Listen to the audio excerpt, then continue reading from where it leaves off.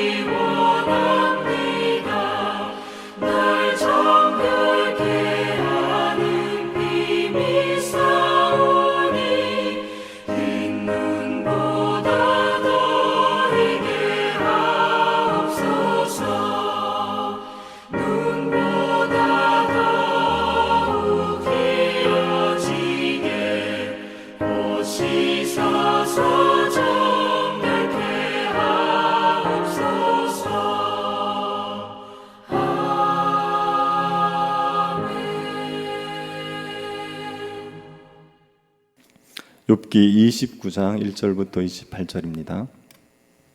욥기 29장 1절부터 28절입니다.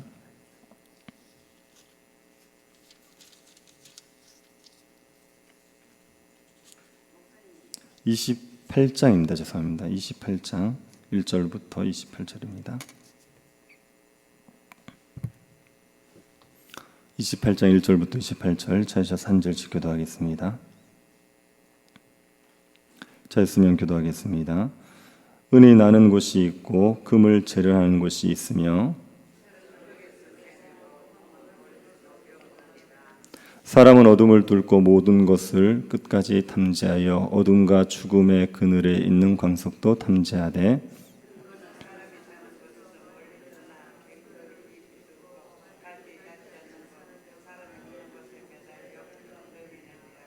음식은 땅으로부터 나오나 그 밑은 불처럼 변하였도다.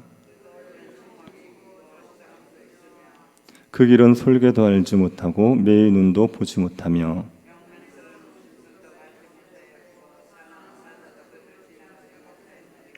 사람이 굳은 바위에 손을 대고 산을 뿌리까지 뒤엎으며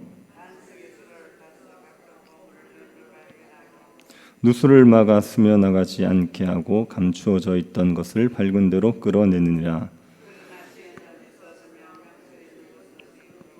그 길을 사람이 알지 못하나니 사람 사는 땅에서는 찾을 수 없구나.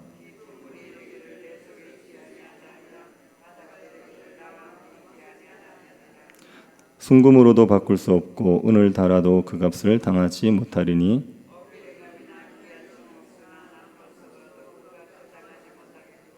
황금이나 수정이라도 비교할 수 없고 정금 장식으로도 바꿀 수 없으며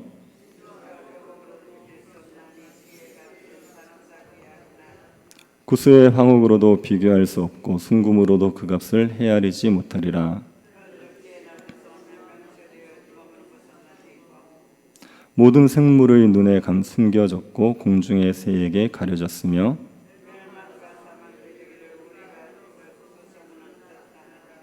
하나님이 그 길을 아시며 있는 곳을 아시나니 바람의 무게를 정하시며 물의 분량을 정하시며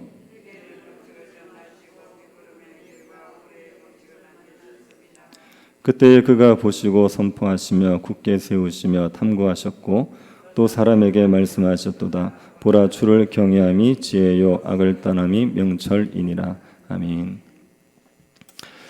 우리에게 고난이 왔을 때 고난을 잘 견딜 수 있는 방법 중에 하나는 고난을 부정적인 관점으로 보지 않고 긍정적인 관점으로 보는 겁니다.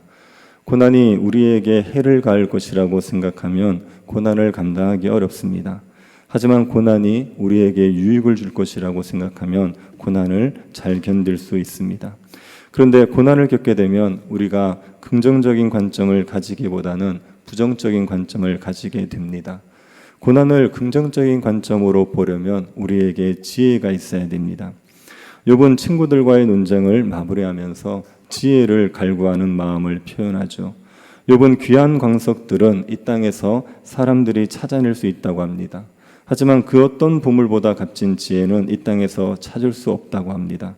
그리고 지혜는 하나님을 경외하는 자가 얻을 수 있다고 하지요. 1, 2절을 다시 한번 보십시오. 은이 나는 곳이 있고 금을 재련하는 곳이 있으며 철은 흙에서 캐내고 동은 돌에서 녹여 얻느니라. 은이 나는 곳이 있습니다. 은광에 가면 은을 얻을 수 있습니다. 금도 재련하는 곳이 있죠. 금 재련소에 가면 금을 얻을 수 있습니다. 철은 흙에서, 동은 돌에서 얻습니다. 은금철동은 사람들이 귀하게 여기는 것입니다. 은금철동이 귀한 것이지만 얻을 수 있는 곳이 있습니다. 그래서 사람들은 은금철동을 얻기 위해서 목숨이 위태로운 곳까지 가게 되지요. 3절 4절을 보십시오.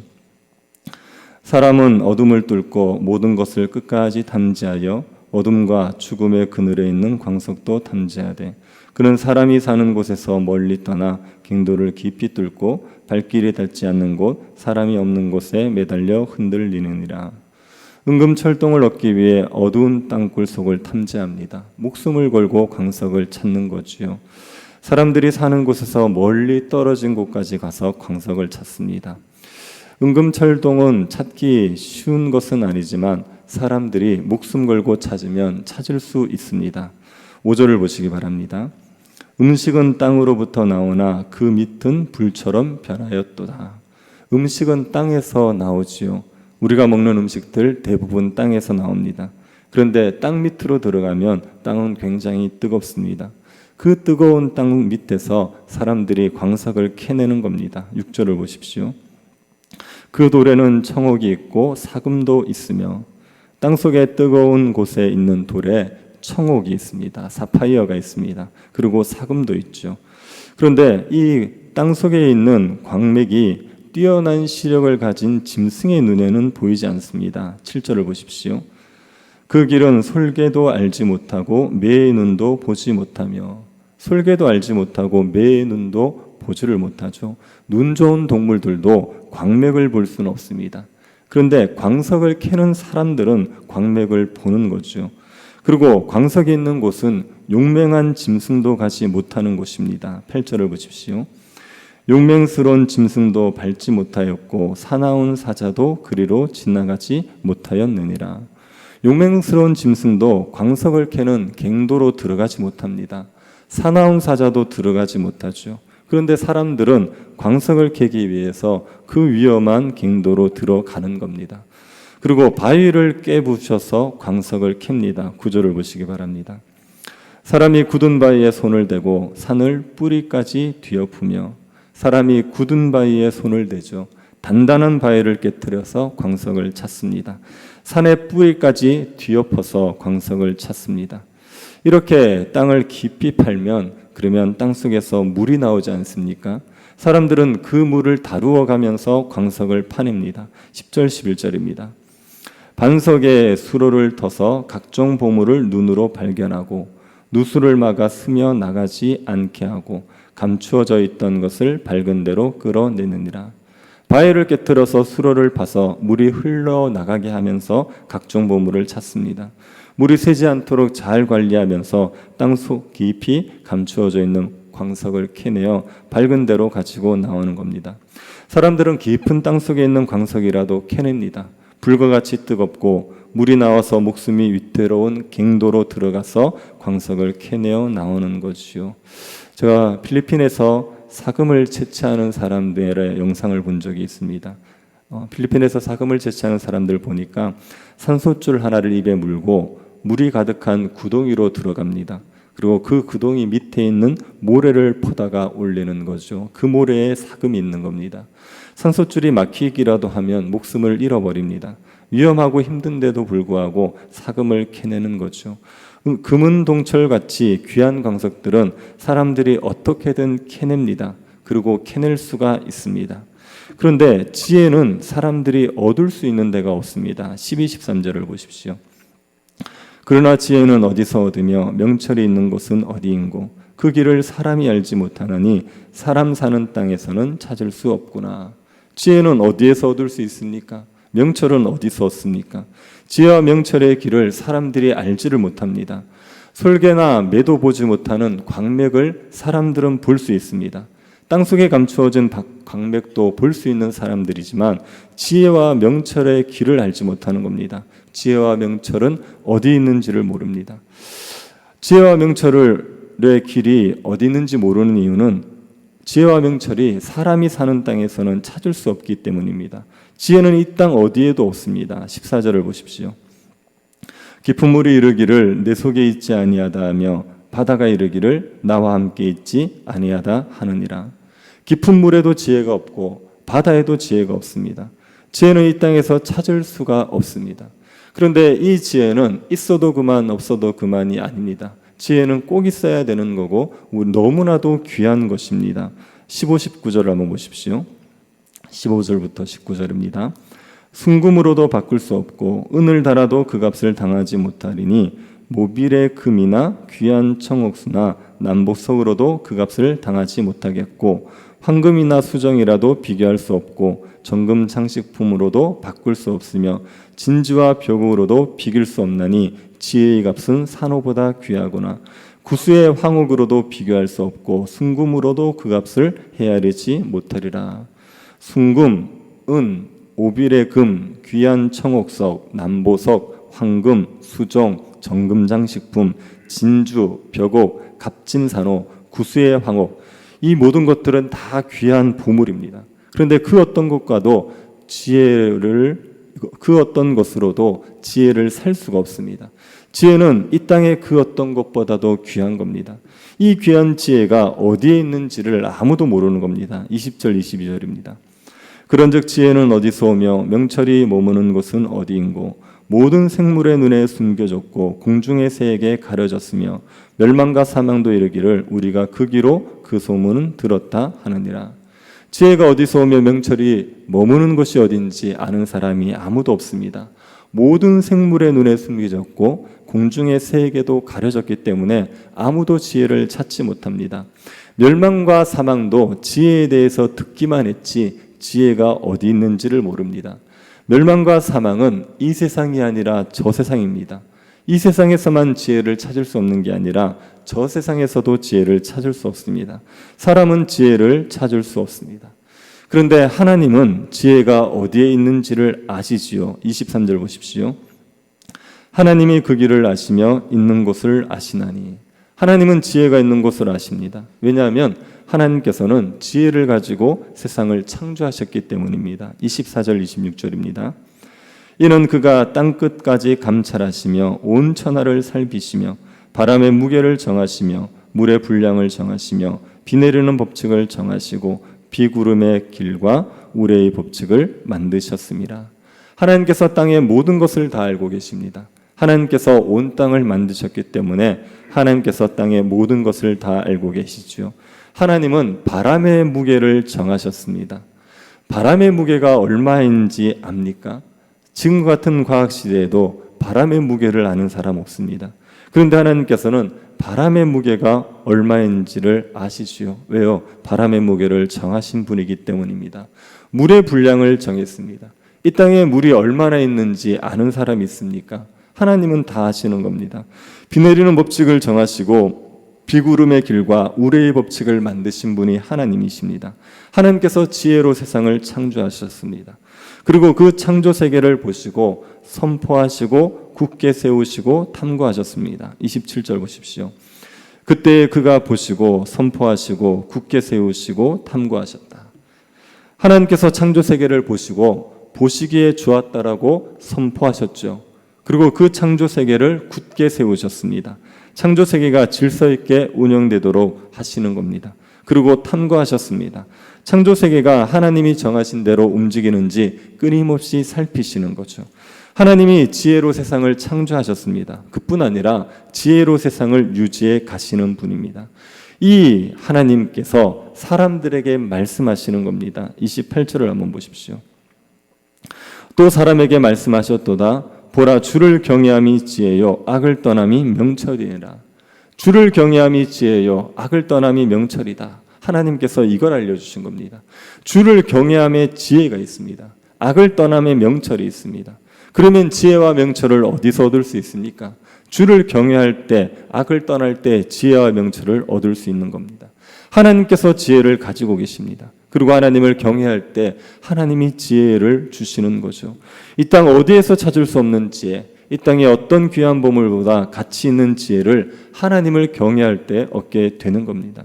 여러분, 사람들이 귀하게 여기는 것들 이 땅에서 찾을 수 있고 사람들이 결국은 찾아내지만 지혜만큼은 이 땅에서 찾을 수 없고 사람들이 아무리 노력해도 가질 수 없다고 말합니다. 지혜는 하나님이 주시는 것이라고, 하나님을 경외하는 자에게 하나님께서 지혜를 주신다고 말하는 거죠. 여기서 말하는, 욥이 말하는 지혜라는 거 어떤 것입니까? 욥이 친구들과 논쟁하는 것을 생각해 볼 때 이 지혜는 하나님께서 왜 고난을 주시는지를 깨닫는 지혜입니다. 욥과 친구들은 하나님께서 욥에게 고난 주신 이유를 논쟁했습니다. 욥의 친구들은 욥이 죄 때문에 고난당한다고 했고 욥은 자신이 죄 때문에 고난당하는 것이 아니라고 했습니다. 욥의 친구들은 욥이 왜 고난당하는지 이해하지 못하고 있습니다. 욥은 자신이 왜 고난당하는지 이유를 알고 있습니까? 욥도 이해하지 못하고 있습니다. 이 고난의 이유에 대해서 욥과 친구들 아무도 깨닫지 못하고 있습니다. 그래서 욥은 자신이 고난당하는 이유를 깨닫는 방법은 하나님이 주시는 지혜밖에 없다고 말하는 거죠. 하나님을 경외하는 자에게 하나님이 주시는 그 지혜만으로 자신의 고난의 이유를 알 수 있다고 말하고 있는 겁니다. 욥의 믿음대로 하나님께서 주시는 지혜로만 우리의 고난이 해석이 됩니다. 우리가 아무리 발버둥 치고 알려고 해도 우리의 지혜로 고난의 이유를 알 수가 없죠. 그런데 하나님께서 지혜를 주시면 그러면 우리의 고난의 이유를 알 수 있게 되는 겁니다. 그래서 야고보서는 고난당하는 성도들에게 말합니다. 지혜가 부족하냐? 그러면 하나님께 지혜를 구하라. 그렇게 얘기합니다.